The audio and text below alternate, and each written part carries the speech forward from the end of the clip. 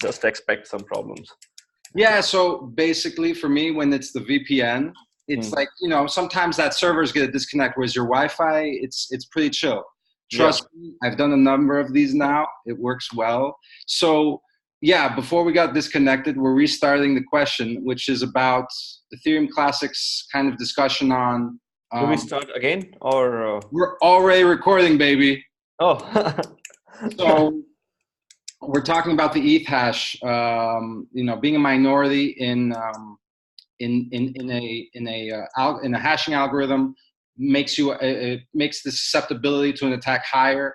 So Alex Tsankoff pushed forward this idea to switch to SHA-3, which is he's practicing it now on the AsterNet. ASIC-friendly algorithm, I believe. Yeah. So what's your take on switching? Well, I do think that ASIC-friendly algorithms is a good idea. It's a good way to embrace ASICs and have a lot of competing ASIC manufacturers make miners for your chain. However, for something like Ethereum Classic, you are already an established chain. You already have Ethash miners out there and a big mining power for Ethash. So if you change your algorithm, when I say you, because for me, you are a guy through and through. So if you change it, you give up all that. You start from scratch. You wait for new manufacturers to start making miners for your new algorithm, and then you are vulnerable again to the 51% attacks. Yeah, but if you're like the dominant player in a new hashing algorithm. Yes. But in the beginning, you can be mined by GPUs, and there are large-scale GPU farms mining various GPU-friendly or ASIC-resistant algorithms already. So you become vulnerable to them. So yeah, you come back to the same problem that you started to solve.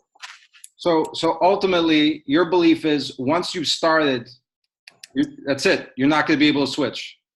Yeah, I think you should just utilize the fact that you have the Ethash mining power out there. Just use that to your advantage. And Ethereum might switch to proof of stake sometime in the next year. And then you get a surge in hash rate because all that hash power will look for somewhere to go. And Ethereum Classic will be the first choice. Yeah, so I think that, that's a strong argument for staying on Ethash. There's like a clicking noise. What's happened? Do you have something on your side? Oh, yeah, it's just my pen. The idea is like, I get that. Ethash, if it all comes over the Ethereum Classic, great. That problem of being the minority chain, gone. Now, let's like kind of zoom out from that for a second and say, I want to start a new chain, a new proof of work chain. Am I just screwed from the onset because all of these other guys can attack me? Depends on how profitable it is to attack you. And I think Ethereum Classic is not one of those new coins which just started a few months ago. So it does have a market capitalization which attracts attackers, I guess. Got it. So the idea is this. You're too big to change now. You're too big now to make a change. Now, is there, in the world of hashing algorithms, if somebody were to start a new coin, what would the variables be that you would look at?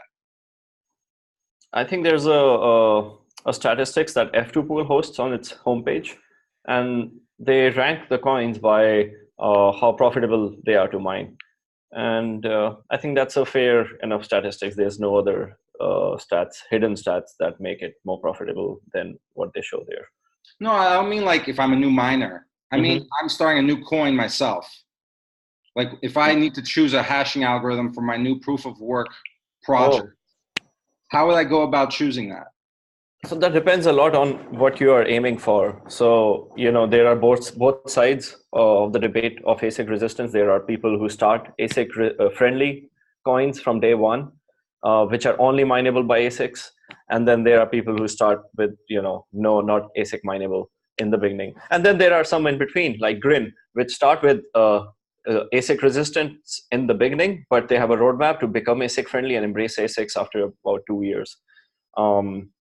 So depending on that, there's no one formula. So if you want ASIC resistance from day one, then you start with some algorithm that is totally ASIC resistant, and you keep changing it fast because when you are ASIC resistant, you are not resistant. You're not resisting just something called ASIC. What you are resisting is customized hardware or super efficient hardware or super optimized hardware.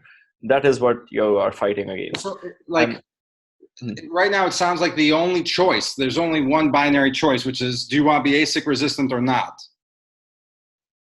Is like I said, there's something in between too, where you can be ASIC resistant for a period of time, like Grin is doing. In the beginning, they are ASIC resistant because they want everyone to have an equal say in the beginning, which I think it makes a lot of sense. And then they want to embrace ASICs when the system matures to a certain extent, which also makes sense because when the system matures, you do expect optimized or super efficient hardware to come in. And you cannot debate that. I was expecting maybe like some, like, I don't know, also like how many people are using that hashing algorithm, right? Like, I would think that you don't want to be choosing an algorithm that already has multiple coins using it. Am I correct in that thinking that you want to use something that's very novel that not many people are using? I guess so, but if you are ASIC friendly, then you might want to use an algorithm that already has a lot of hash power out there for, then you, from day one, you have a lot of hash power. Even though you also are susceptible to an attack at that point. But you're saying, look, you start out new, you're always going to be susceptible to it. Yeah, and you are small. You are too small for anyone to, waste their resources to stop mining Ethereum for some other Bitcoin and spend that money in mining and attacking you when you are, very new. So it sounds like the likelihood of a new successful POW coin coming out, it's very slim. But there are ways around it, like I mentioned with Grin. You start with something that's ASIC resistant in the beginning, and then you embrace ASICs when your system matures. So that is best of both worlds, I guess. Okay, and their hashing algorithm, they created one from scratch, if I'm correct. I believe so, yes. And they are totally GPU friendly in the beginning for the first, say, about 2 years. That's their roadmap. Got it. Now, on the argument of ASIC resistance, I personally come from the perspective that ASIC friendly is a good thing. How do you feel? What do you think the arguments are there? We are totally in agreement there.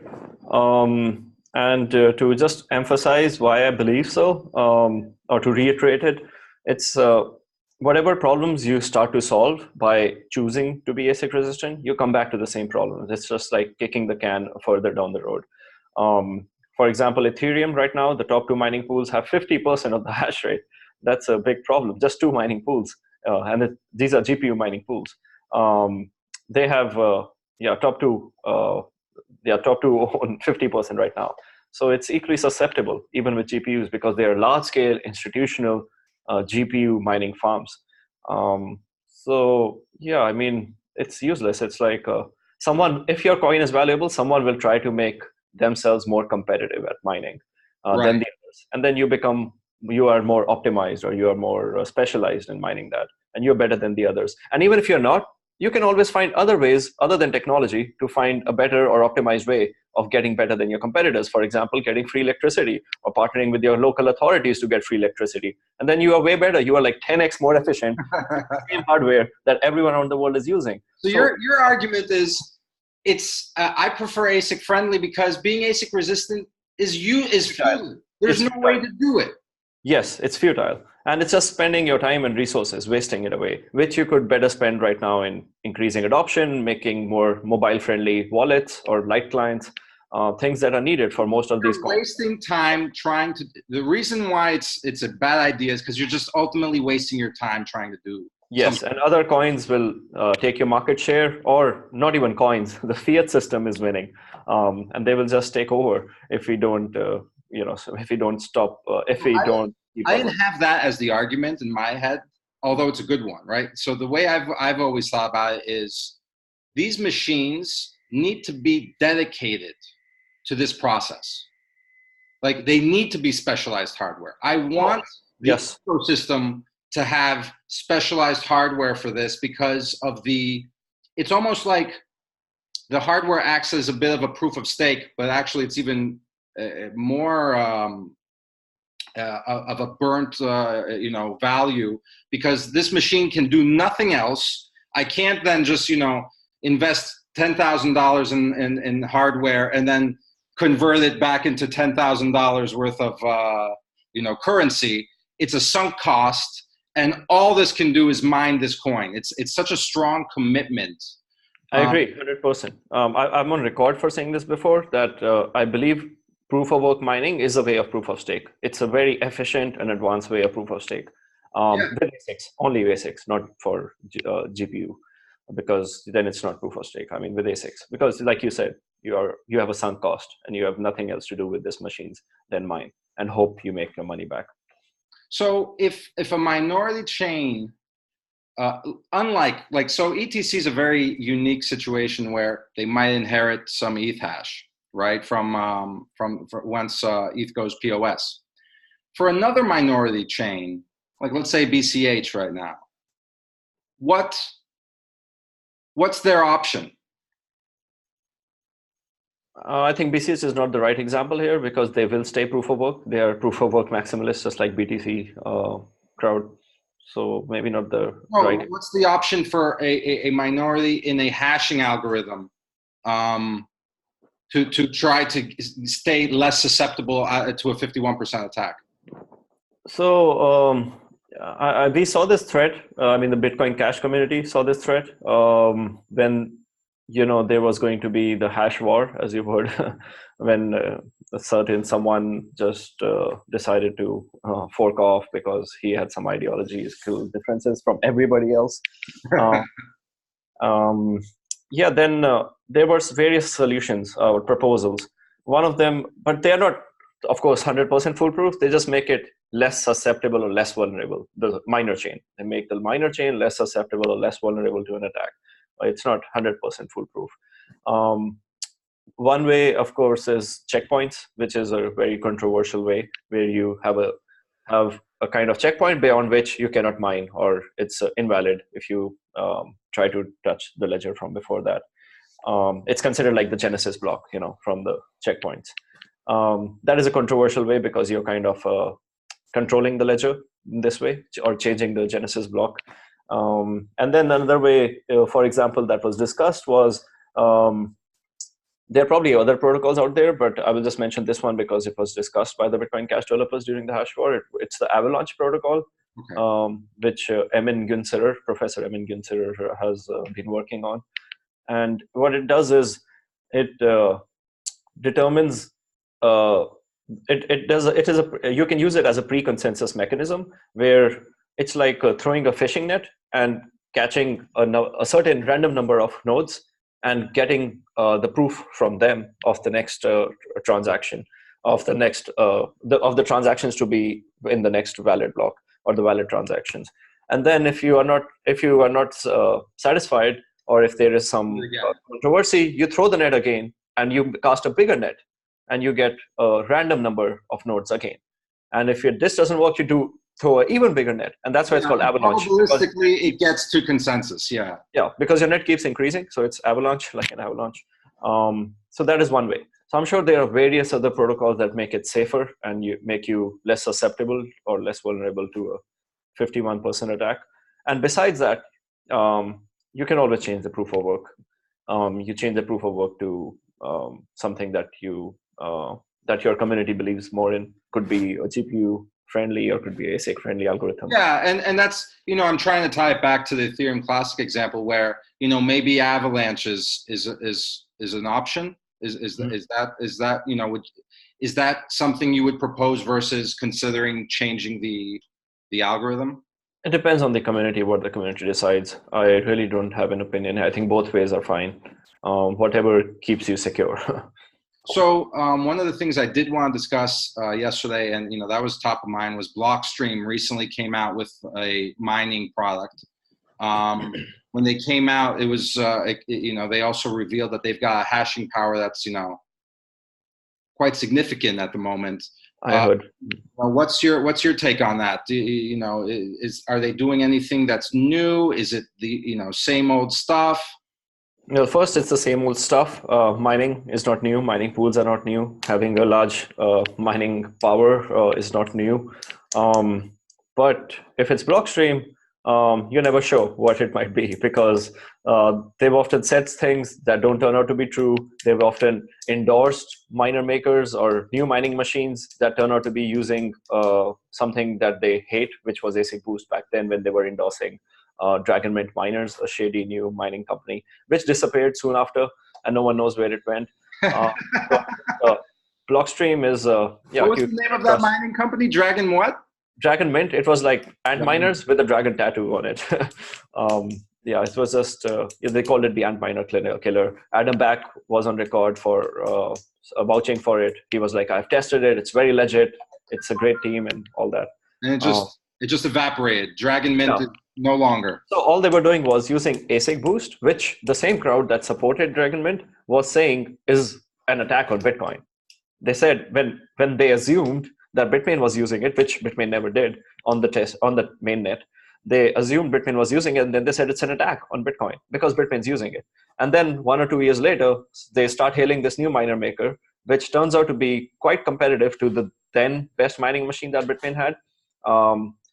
And turns out it was the only reason for this little competitive edge that they had was they were using this ASIC Boost thing, which they said was an attack on Bitcoin and not allowed to be used. Right.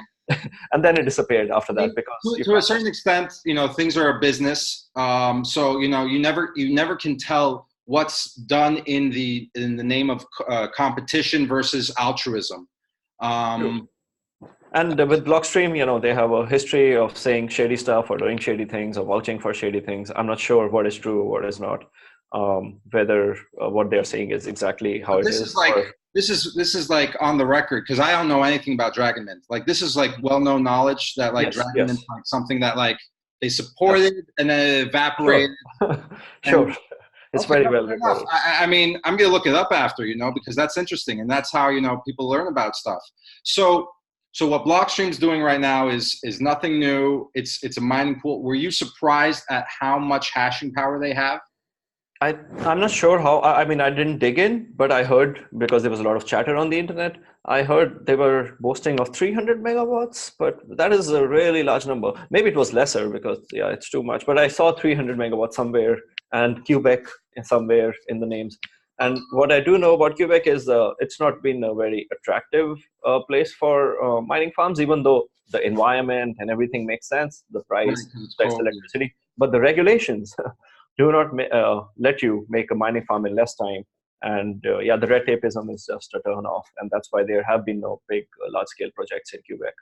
Interesting. So the number did shock you, but you're like, okay, I don't even know if that's a... Yeah, because it's Blockstream. So, I didn't even dig in because I don't know what is true, what is not. I don't want to waste my time on noise.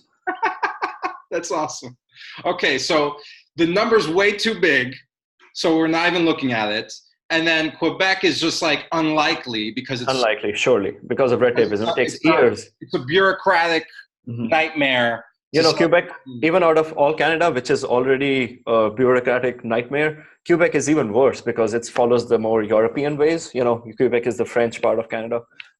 Things are even more bureaucratic there than the rest of Canada. The things man, it's crazy. We got to talk more often about mining for sure because you just have, so much about it. So before we wrap up, if I want to start a mining farm, where do I go? If it's not Quebec, where am I going? I think a lot of people are starting their mining farms in the United States at the moment, but I think there's no formula. It depends on what your cost is, how good your connections are. Maybe people who already have some mining farm there or access to power. Maybe they owned an old aluminum smelting facility. Maybe they own something else which already has the aluminum smelting facility or other high power consuming facilities. I'm going to write that down. It's very, very specific. Aluminum smelting. Yeah. I think because there have been cases in the US where that's been used. I believe the number one thing you think is energy, right? It's not necessarily the environment and the climate. The first one you would focus on is you're going to be your price of energy. Yes, and regulations.